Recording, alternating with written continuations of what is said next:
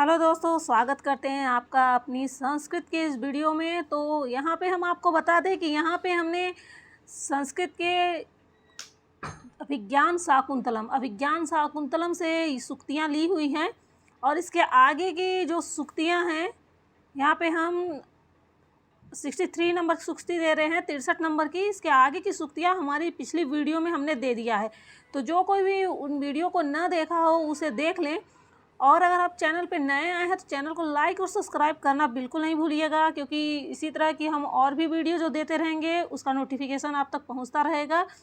तो चलिए यहाँ पे हम बता दें कि अभिज्ञान शाकुंतलम जो कि कालिदास की रचना है, और कालिदास की अभिज्ञान शाकुंतलम के अलावा अन्य और भी रचनाएं हैं, कुल 7 रचनाएं की है। जैसा आपको पता होगा, ऋतु संहार जो एक गीत काव्य है, कुमार संभवम महाकाव्य है, और उनकी मालविकाग्निमित्रम ये नाटक आता है, और अभिज्ञान शाकुंतलम ये भी नाटक के अंतर्गत आता है। कुमार संभवम और रघुवंशम ये महाकाव्य के अंतर्गत आता है, और विक्रमोर्वशीयम ये त्रोटक है, और मेघदूतम ये एक इनका खंड काव्य है। ठीक है, तो चलिए हम सूक्तियों को शुरू करते हैं। गुर्वपि विरह दुखम आशा बंधन साहयति। तो यहाँ पे कह रहा है कि आशा का बंधन असहयोग वियोग के दुख को भी सहन करा देता है। गुर्वपि विरह दुख आशा बंधन साहयति। आशा का बंधन असह्य वियोग के दुख को भी सहन करा देता है। यह किसका कथन है? तो यह अनसुईया का कथन है। ठीक है, नेक्स्ट देखते हैं। असमान साधु विचंत्य स्वयं अधनानुच्चय कुलम चात्मनः। अर्थात संयम रूपी धन वाले हम लोगों को तथा अपने ऊंचे कुल वाले, ऊंचे कुल वाले, संयम रूपी धन वाले हम लोगों को तथा अपने ऊंचे कुल को ध्यान में रखते हुए आप कोई व्यवहार करे। आसमान साधु विचंत्य संयम अनुच्चय कुलम चात्मना। आप कोई ऊंचे कुल को ध्यान में रखते हुए आप कोई व्यवहार करे। किसका कथन है? तो ये महर्षि कण्व का कथन है। किसका कथन है? कण्व का कथन है। ये महर्षि कण्व का कथन है। नेक्स्ट देख लेते हैं।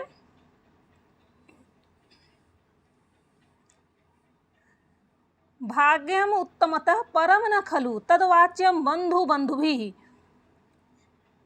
भाग्यम उत्तम परम न खलु तद्वाच्यम बंधुभिः।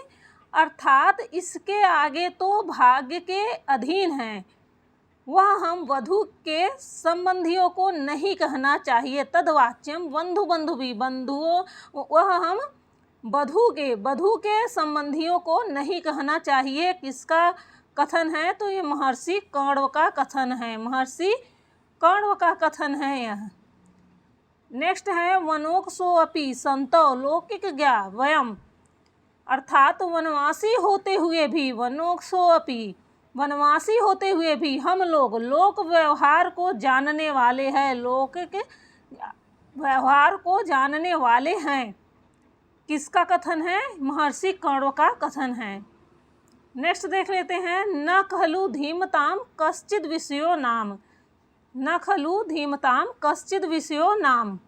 अर्थात वस्तुतः विद्वानों को कुछ भी अज्ञात नहीं है, अर्थात उन्हें सब ज्ञात है, उन्हें सब कुछ पता होता है। किसका कथन है? तो सारंगर्व का यह कथन है।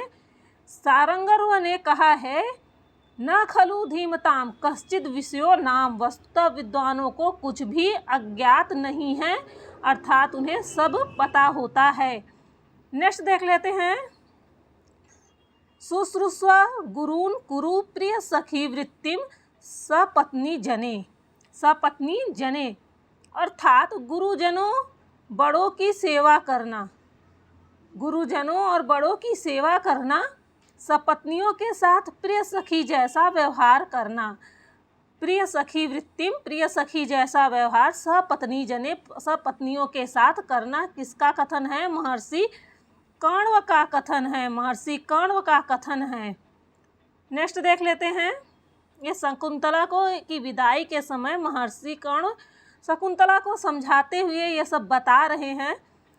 नेक्स्ट है यान्त्येवं गृहिणी पदम युवतयो वामा कुलस्याधयः, अर्थात इस प्रकार आचरण करने वाली युवतियाँ, यान्त्यो गृहिणी पदम युवतयो वामा, इस प्रकार आचरण करने वाली युवतियाँ गृहलक्ष्मी के पद को प्राप्त कर लेती हैं और इसके प्रतिकूल आचरण करने वाली युवतियाँ कुल के लिए आधि बन जाती हैं। कुलस्याधयः, कुल के लिए आधि बन जाती हैं। किसका कथन है? महर्षि कण्व का कथन है। अगला है वत्से इमे अपि प्रदेय न युक्तमनयो तत्र गन्तुम्, अर्थात पुत्री इन दोनों का भी विवाह करना है। वत्से इमे अपि प्रदेयो, इन दोनों का भी विवाह करना है। इनका वहाँ जाना न युक्तम हो, युक्तम यानी इनका वहाँ जाना, तत्र गंतुम वहाँ जाना युक्त नहीं है, उचित नहीं है इनका वहाँ जाना। ये महर्षि कण्व का कथन है। नेक्स्ट देख लेते हैं मम विरहजाम न तोम वत्से सुचम गड़यसिसी, गड़यस्यसि, अर्थात मेरे विरह से उत्पन्न शोक को शीघ्र ही भूल जाओगी। मम विरहजाम न तुम वत्से सुचम, मेरे विरह से उत्पन्न शोक को तुम शीघ्र ही भूल जाओगी। महर्षि कण्व का कथन है शकुंतला के प्रति। यह चौथा सर्ग का 19वां श्लोक है।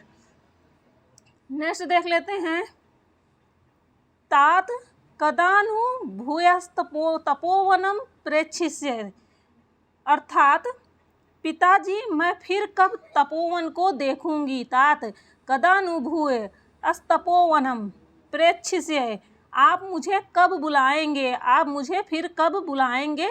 यह शकुंतला का कथन है। किसका कथन है? तो यह शकुंतला का कथन है। नेक्स्ट है अति स्नेह पाप संकयी, बहुत अच्छी सूक्ति है, कई बार पूछी गई है। अति स्नेह पाप संकयी, अर्थात अत्यधिक प्रेम पाप या अनिष्ट की शंका करता है। अनिष्ट की शंका करता है, ये कहा किसने है? ये शकुंतला की दोनों सखियों ने कहा है। शकुंतला, अच्छा ये बताइए शकुंतला का नाम कैसे पड़ा? ये आप जानते हैं इसमें क्या बताया गया है? शकुंतला का नाम कैसे पड़ा? एक इसमें सूक्ति है शकुंतला परिवारिता परिपालिता वा, अर्थात पक्षियों के द्वारा कुछ समय तक पाला गया, परिपालित होने के कारण शकुंतला का नाम पड़ा। ये शकुंतला परिवारिता परिपालिता वा, इसे भी आप याद रखिएगा। नेक्स्ट देख लेते हैं भूत्वा चिराय चतुरंतम ही सपत्नी शांते करिष्यसि पदम पुनराश्रमे अस्मिन्, अर्थात बहुत दिनों तक चारों समुद्रों तक फैली हुई पृथ्वी की, बहुत दिनों तक चतुरम सही पत्नी, अर्थात बहुत दिनों तक चारों समुद्रों तक फैली हुई पृथ्वी की सपत्नी, अर्थात पृथ्वी की सपत्नी किसे कहा गया है? राजा की पटरानी उसे कहा गया है। अर्थात तुम राजा की पटरानी होकर अपने पति दुष्यंत के साथ आश्रम आओगी। ये किसने कहा है? महर्षि कण्व ने कहा है। ये महर्षि कण्व की उक्ति है।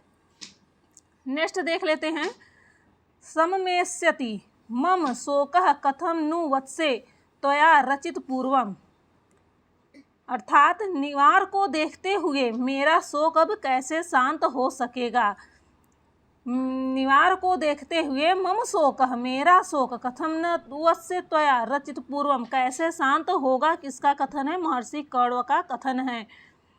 अगला है आपका गच्छ शिवास्ते पंथा न संतु, अर्थात जाओ तुम्हारा मार्ग मंगलमय हो। शिवास्ते मंगलमय हो, पंथा न तुम्हारा मार्ग, गच्छ जाना तुम्हारा मार्ग मंगलमय हो। किसका कथन है? ये महर्षि कण्व का कथन है। नेक्स्ट देखते हैं तात शकुंतला विरहतम शून्यमिव तपोवनम कथम प्रविशावः, अर्थात पिताजी तात अर्थात पिताजी शकुंतला से रहित इस शून्य तपोवन में हम कैसे प्रवेश करें। शकुंतला विरहितम, शकुंतला से रहित शून्य में रहित तपोवन में कथम प्रविशाव, हम कैसे प्रवेश करें। यह अनुसुईया और प्रियंवदा यानी शकुंतला की दोनों सखियों का यह कथन है। नेक्स्ट है हंता भो शकुंतलाम पतिकुलम विसृज्य लब्धमिदानीम स्वास्थ्यम, अर्थात आहा शकुंतला को ससुराल भेजकर, हंत भो आहा शकुंतला को ससुराल भेजकर अब मुझे लब्धिम इदानीम स्वास्थ्यम, मुझे मानसिक शांति प्राप्त हुई है। यह कथन किसका है? महर्षि कण्व का है। महर्षि कण्व ने कहा कि शकुंतला को ससुराल भेजकर अब मुझे मानसिक शांति प्राप्त हो गई है। नेक्स्ट देखते हैं अर्थो ही कन्या परकीव एव, अर्थो ही कन्या परकीव एव, यह सूक्ति कई बार पूछी गई है और यह चौथे सर्ग के 22वां श्लोक का सूक्ति है। चौथा सर्ग है, 22वां श्लोक है। इसका अर्थ है कि कन्या वस्तुतः दूसरों का ही धन होती है, कन्या वस्तुतः दूसरों का ही धन होती हैं। किसकी उक्ति है ये है महर्षि कण्व की उक्ति। नेक्स्ट देख लेते हैं जातो ममायम विशदः प्रकामम प्रत्यर्पतिन्यास इवांतरात्मा, ये चौथे सर्ग का 22वां नंबर का श्लोक है आपका। और मेरा यह हृदय उसी प्रकार अत्यंत जातो मयाम विशदः प्रकाम्यम, मेरा यह हृदय उसी प्रकार अत्यंत प्रसन्न हो रहा है। प्रत्यर्पित तन्यास, जिस प्रकार धरोहर को लौटाने पर, इवांतरात्मा, धरोहर को लौटाने पर धरोहर रखने वाले व्यक्ति का मन प्रसन्न होता है। किसका कथन है? महर्षि कण्व का कथन है।